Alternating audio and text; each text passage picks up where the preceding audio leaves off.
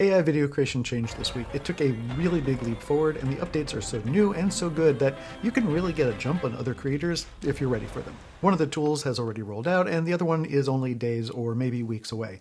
ByteDance, the company that's better known for TikTok, held its annual Volcano Engine Force conference this week.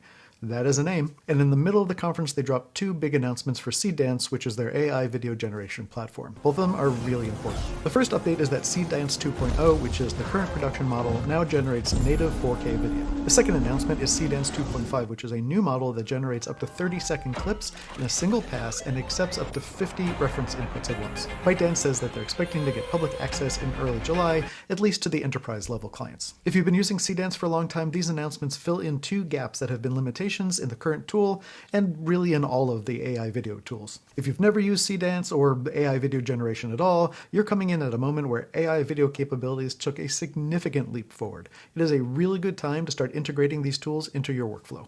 Even if you don't plan to use Seedance for your videos, this is great news because competition is good for everybody. I'm David, and on this channel I teach creators like you how to make your workflow better. Take a second to like and subscribe if you'd like tips and tutorials for creators like you. I've been using Seedance 2.0 for months through Higgsfield. If you don't know Higgsfield, it's like a one-stop shop for all of the AI models. One of them is that Seedance 2.0 only allows up to 15-second clips, and up until today only supported 1080 resolution. The 15-second clip limitation meant that you really had to do a lot of workarounds when you needed to build something any longer than 15 seconds. Those limits are about to change dramatically with 2.5, but there's a copyright issue that a lot of the people who are making AI video don't want to talk about, although the motion picture studios are really eager to talk about. Not knowing these could get you in serious trouble, so I'm going to cover all of that. In this video, I'm going to walk you through everything announced at the June 23rd keynote. I'm going to talk to you about what the 4K upgrades to Seedance 2.0 means and what it actually costs, and it is ridiculous what it costs. And I'm going to talk about what 2.5 is going to mean for your workflow. I'm going to cover the news first, and then I'm going to do a demo on the new 2.0 at 4K. Chapters are in the description below if you want to just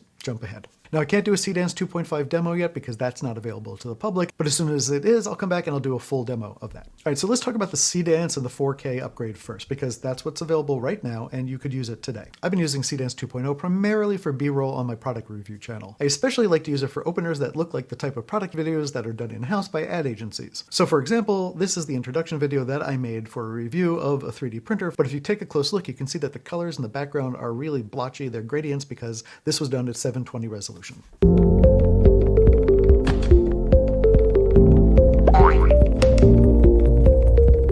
For the people watching this on a mobile device, 720, 1080, or 4K is probably not going to be a really big difference. When the picture is this small, you can't really tell how good it is anyhow. But last month, 18% of the views on my channel, Dave Tries This, came from people watching on a TV. But before you start generating everything at 4K, let's walk through what this is actually going to cost you. You can access Seedance a couple of different ways. You can get it through Higgsfield, which is where I usually do all my work, or you can go over to the Seedance site and just buy your credits over there. On Higgsfield, credits average about $3.50 per 100. A 15-second 720p clip runs you about 90 credits, which comes out to about $3.15. Bump that up to 1080p, and now you're at 180 credits, which is $6.30. Jump up to 4K and it is 390 credits. That is $13.65 for a single 15-second clip. That is more than 4 times the cost of 720p, so do not hit generate before you know what resolution you have selected and before you are sure that you have your prompt right. Okay, so let's talk about Seedance 2.5. The headline here is that you can now generate 30-second clips that are native, single pass, not stitched together. The entire 30-second clip is generated as one coherent diffusion pass, which means character identity, lighting, camera position. All of it is constant from the first frame to the last one without breaks in the segments.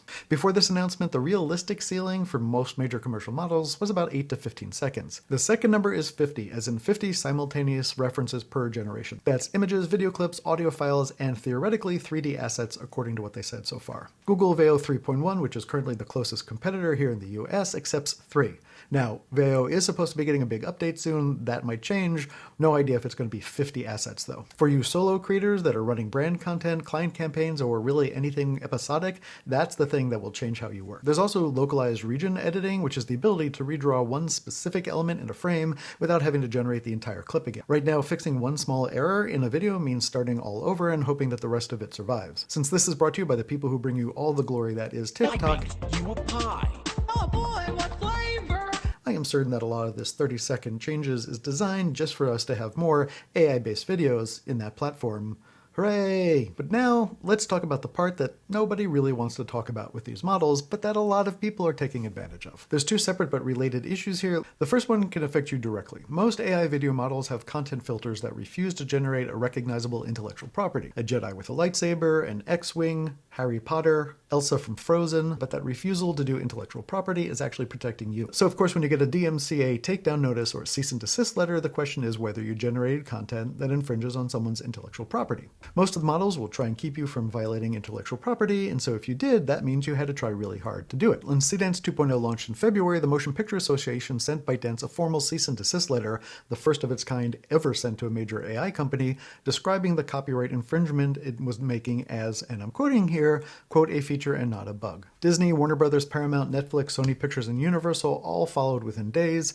and SAG-AFTRA, the Actor and Screenwriters Union, condemned the model's ability to make realistic actor likenesses without consent. ByteDance pledged to add safeguards and voluntarily paused the rollout of the model in March 2026. The legal disputes from 2.0 have not been resolved yet, and here comes 2.5. Whether that platform meaningfully addresses what the studio has asked for, or whether the same generation capabilities carry forward in 2.5, or maybe even get better, that's something no one's going to know until people get to test it in public access sometime in July. Here's the second thing that's important, especially if you're working with clients. ByteDance is headquartered in Beijing. So if you're submitting proprietary brand assets, scripts, client references, videos, or really somebody's likeness, and you're giving it to the Seedance API, you are submitting that content to a company that has to give it to the Chinese government by law. We're going to jump over to Higgsfield. I'm going to do this at 9 seconds instead of 15 seconds because I want to buy some dinner tonight and otherwise I won't be able to afford it. So I'm going to do this at 720, then 1080, then 4K. I did all three of them, the 720, 1080, and the 4K, and that took a really long time to generate, like so long that I went and got some coffee.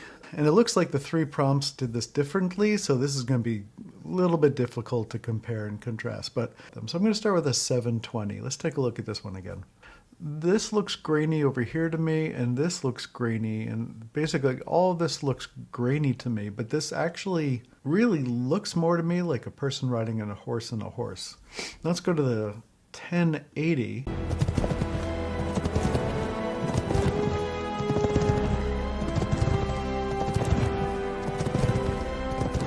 The detail is obviously better, but it's hitting a sort of uncanny valley for me. Okay, now let's look at the 4K.